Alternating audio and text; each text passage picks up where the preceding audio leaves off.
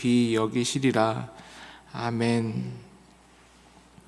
오늘 본문은 이렇게 시작합니다. 20절입니다. 명절에 예배하러 올라온 사람 중에 헬라인 몇이 있는데, 우리가 알다시피 유대교의 절기였었던 유월절은 단순히 히브리인들의 축제였고 당시 히브리인들이 중심을 이루었습니다. 그 자리에 헬라인들이 등장했다라고 설명하고 있습니다. 이들이 누구이겠습니까? 당시 로마 제국의 다신교의 문화, 또 화려한 철학, 심지어 그 이름을 알지 못하는 신까지 섬길 정도로 온갖 것에 다 신을 만들다 못 만들어서 내가 혹시 못 만든 이름 모르는 신에게까지도 절을 하는 사람들이 헬라 사람들이었는데, 그들이 물어서 지금 유대교의 절기인 유월절에 이 성전 주변을 서성이고 있는 것입니다. 그들의 심령 가운데는 많은 것들이 있고 많은 것들을 섬기고 많은 철학들이 있으면 그 마음이 가득해질 거다, 충만해질 거다, 만족해질 거다라고 생각했는데 되려 그 많은 것이 그들을 공허하게 만들었던 것입니다. 어찌 보면 지혜가 있었던 사람들인 것이죠. 세상의 것들이 많아지면, 세상의 지식이 많아지면, 또 많은 신들로 자기를 채우면 그것이 만족과 충만과 해결로 이루어질 거라 생각했는데 더 큰 공허함과 갈증을 느꼈던 사람들이 지금 예수님을 찾고 있다라고 본문은 설명하고 있는 것입니다.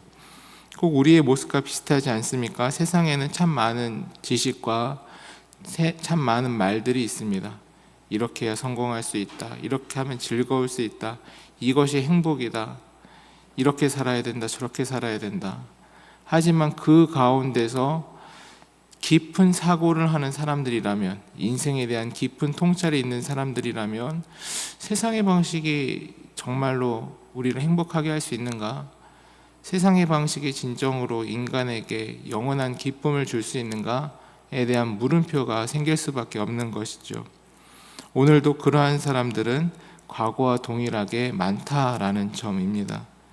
그러한 부분에 있어서 그러한 자들이 지금 예수님을 찾아가서 어떻게 이야기하고 있는가, 또 예수님께서는 어떻게 말씀하고 계신가가 오늘 본문의 핵심입니다. 21절입니다.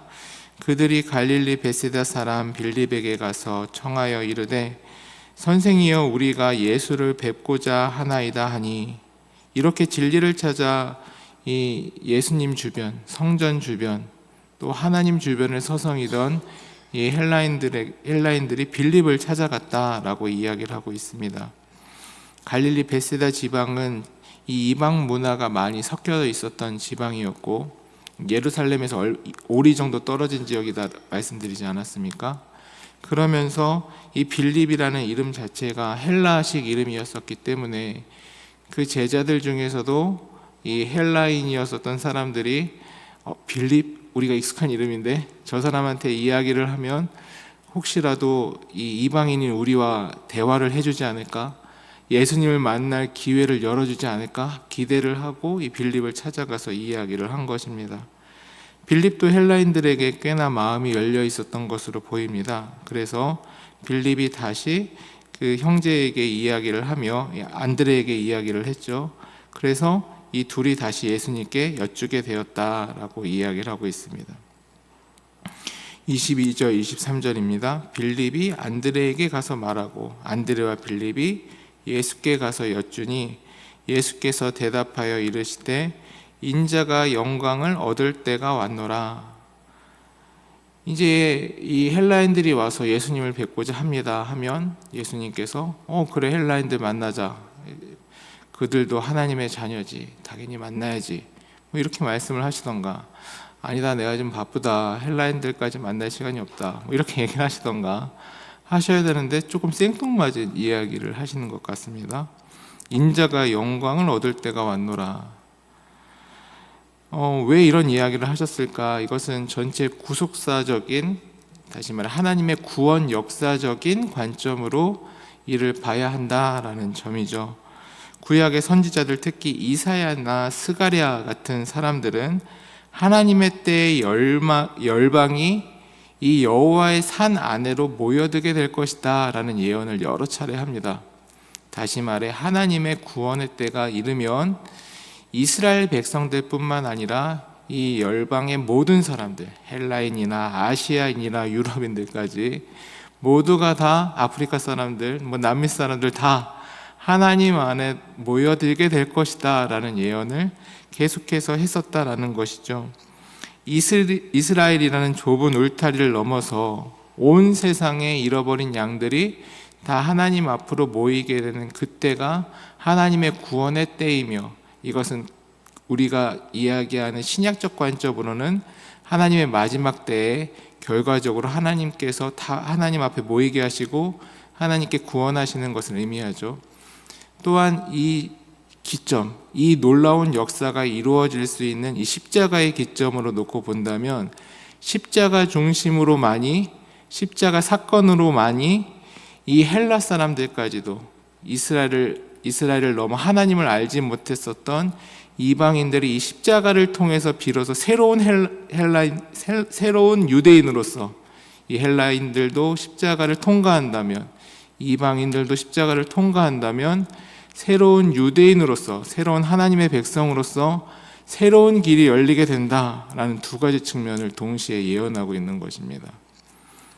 지금 십자가를 앞둔 이 시점에서 예수님께서 이 표현을 하시는 것은, 이제 이 십자가의 때가 열리게 되어서 내가 이 영광의 일을 할 것이고 영광의 때가 다가왔으며, 내가 이 영광을 이루는 순간, 이 십자가의 영광을 이루는 순간 궁극적으로 내가 이루고자 하는 이 열방이 하나님 앞에 모여 다 구원받게 될 것이다, 이 말씀을 하고 계신 것이죠. 그래서 24절입니다. 내가 진실로 진실로 너희에게 이르노니 한 아렙이 이 땅에 떨어져 죽지 아니하면 한 알 그대로 있고 죽으면 많은 열매를 맺느니라. 당시 유대인들은 로마를 무찌를 군사적 메시아를 원하고 있었습니다. 또 헬라인들은 탁월한 지혜를 알려줄, 그들에게 모든 것을 관통할 만한 철학과 모든 것을 이길 수 있는 신이 되어 주실 그 사상, 또 그 신적 개념을 구하고 있었습니다.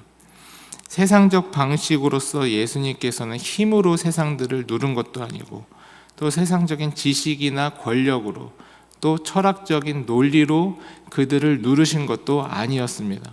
예수님께서 선택하신 방법은 십자가 위에서 철저하게 썩어지는 한 알의 씨앗이 되셔서 자신이 썩어지심으로, 자신이 사라지시고 그 피를 흩뿌리심으로 모든 이들에게 구원을 주시는 방식을 선택하셨다라고 이야기하고 있습니다.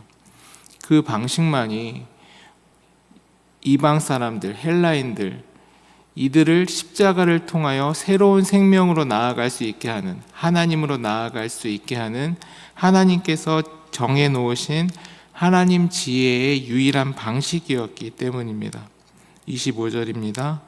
자기의 생명을 사랑하는 자는 잃어버릴 것이요 이 세상에서 자기의 생명을 미워하는 자는 영생하도록 보존하리라. 이 신방을 하면서 성도님들과 대화를 나누다 보면 우리의 모든 상황 속에서 이런저런 애환을 들을 수밖에 없지 않겠습니까?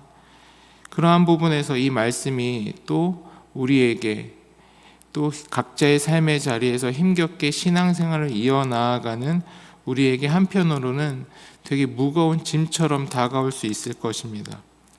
왜냐하면 첫 줄부터 자기의 생명을 사랑하는 자는 잃어버리게 될 것이다. 아니, 세상에 자기 생명이 소중하지 않는 사람이 누가 있습니까? 또 자기 생명은 둘째치더라도 내 가족들의 생명을 사랑하지 않는 사람이 누가 있습니까? 나 하나 죽어서라도 자녀들을, 가족들을 더 행복하게 만들고 싶은 것이 다 부모된 마음 아니겠습니까? 그럼에도 불구하고 예수님께서 너의 생명을 미워해라, 너의 생명을 버려야 한다, 가족들의 생명을 미워해라, 가족들의 생명을 버려야 한다, 이렇게 얘기하신다면 이거 너무 무거운 짐 아닌가? 지금 내 인생, 내 삶, 우리 가족의 삶을 위해서 전심전력해도 그게 될까 말까 한데 왜 이걸 버리라고 하시는가? 무한 경제 사회 속에서, 무한 경쟁인 사회 속에서 이러한 삶의 태도로 우리가 행복할 수 있을까? 얻을 수 있는 것은 도대체 무엇인가? 이것을 윤리적인 기준이나 도덕적 의무만으로 하려고 한다면 우리는 엄청난 낙심과 또 엄청난 그 탈진의 위협에 놓여져 있습니다. 아니면 위선을 할 수밖에 없겠고요. 속마음에서는 하나도 그렇게 하지 않으면서, 또 실제로는 하나도 그렇게 하지 않으면서 남들이 보이는 부분에 있어서만 엄청 희생하는 것처럼, 엄청 예수님 사랑하는 것처럼 이렇게 할 수 있다라는 것이죠.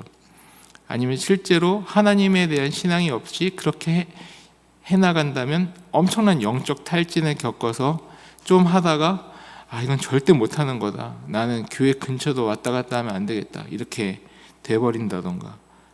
두 개 다 우리가 바라는 모습이 아니지 않겠습니까? 예수님께서 우리가 이렇게 되라고 이 명령을 하시는 것이 아니지 않겠습니까? 그렇다면 예수님께서는 왜 이토록 가혹해 보이는 말씀을 하시는 걸까? 우리에게 왜 이렇게 높은 수준의 고상한 무언가를 요구하시는 것일까? 그 이유는 예수님께서 그렇게 사셨고 바로 그 자리에 예수님께서 계시며 그 자리에는 예수님을 믿는 사람만 갈 수 있기 때문입니다. 그리고 예수님을 믿는 사람이 그 자리에 가면 비로소 예수님께서 주시고자 하시는 것을 만나고 얻을 수 있기 때문에 그렇습니다. 예수님을 믿지 않고 억지로 그냥 내가 희생한다고 한다면 그 자리에서 영적인 공허함과 영적인 침체를 느끼게 되거나 아니면 위선으로서 그걸 하는 척밖에 할 수 없는데, 그것이 아니라 진짜 예수님을 믿는 사람은 예수님을 사랑하기 때문에 그 길로 가고 그 길로 가면 예수님을 만난다라고 이야기를 하고 계신 것입니다. 이에 대해서 청교도 신학자 존 오웬은 자기 자신을 죽이는 삶에 대해서 이렇게 설명합니다. 들어보십시오. 신자는 나 자신을 학대하며 나 자신을 미워하는 자들이 아닙니다. 예수님께서 주신 새 생명을 너무나도 사랑하기에 그 생명을 갉아먹는 옛 자아의 세속적인 나의 욕망을 의도적으로 거절하고 미워하는 것입니다. 예수님으로부터 내 안에 새로운 생명, 새로운 믿음이 거해진다면 이 생명이 너무나도 소중하기 때문에 과거 내 욕심으로 내 자신을 사랑했었던 그 모습을 버린다라는 이야기입니다. 그럼 다시 이제 이야기를 정리하면 예수님께서 너 자신을 죽여야 된다, 너 자신을 미워해야 된다라는 건 진짜 나를 미워하라는 것이 아니라 날 진짜 사랑하기 때문에 과거 나의 욕심의 삶을 미워하라라는 이야기를 하고 계신 것이죠. 과거 나의 욕심의 삶을 미워해야 비로소 그때 진짜 나를 사랑하는, 진짜 나를 존귀하게 여기는 그러한 삶의 모양의 형태를 갖춰갈 수 있다. 그 자리가 예수님께서 가라는 자리며 그 자리에 간다면 그 자리까지 가는 길은 참 외롭고 힘든 일이 되겠죠. 어찌 보면 이 세상에서 나 혼자 그렇게 살아가야 되는 건가? 라는 의문이 드는 길이 될 수 있겠죠. 근데 오늘 말씀에서 예수님께서 뭐라 하십니까? 26절입니다. 사람이 나를 섬기면 나를 따르라. 나 있는 곳에 나를 섬기는 자도 거기 있으리니 사람이 나를 섬기면 내 아버지께서 그를 귀히 여기시리라. 예수님을 따라 예수님을 사랑하는 그 길, 과거 나의 욕심의 그 자리를 미워하고 예수님을 따라 그 길을 간다면 그 길에 진짜 영적인 좋은 친구들, 예수님을 섬기는 그 사람들도 거기에 있습니다. 그래서 우린 거기서 함께 즐겁죠. 더 나아가 누가 계신다고요? 내 아버지께서 그들을 귀히 여기시며 거기에 계신다. 우리 교회 공동체는, 우리 그리스도 공동체는 함께 그 길을 가는 사람들 아닙니까? 그 자리에서 예수님과 함께 예수님의 기쁨과 예수님의 평안을 누리는 사람들 아닙니까? 우리가 바보입니까? 왜 우리를 일부러 죽이고 우리를 왜 힘들게 하겠습니까? 진짜 행복해지기 위해서는 우리 가족이 영적인 가족, 육적인 가족 모두가 진짜 그리스도 안에서 평안을 누리기 위해서는 과거 나의 삶, 과거 나의 욕심, 과거 나의 많은 것들로 행복해질 수 있다라고 믿었던 이 헬라인들과 같은 미련한 방식을 따르는 것이 아니라 그리스도의 방식, 오직 한 길 예수님만이 나의 진정한 위로가 되시며 진정한 기쁨이 되시며 진정한 능력이 되시자 진정한 복이자 평안이다 고백하는 삶을 사는 우리가 되어야 할 것입니다. 오늘 그 길에서 참된 예수님의 위로와 기쁨과 복을 누리시는 모든 교우님들 되시기를 주의 이름으로 축원합니다. 함께 기도하시겠습니다.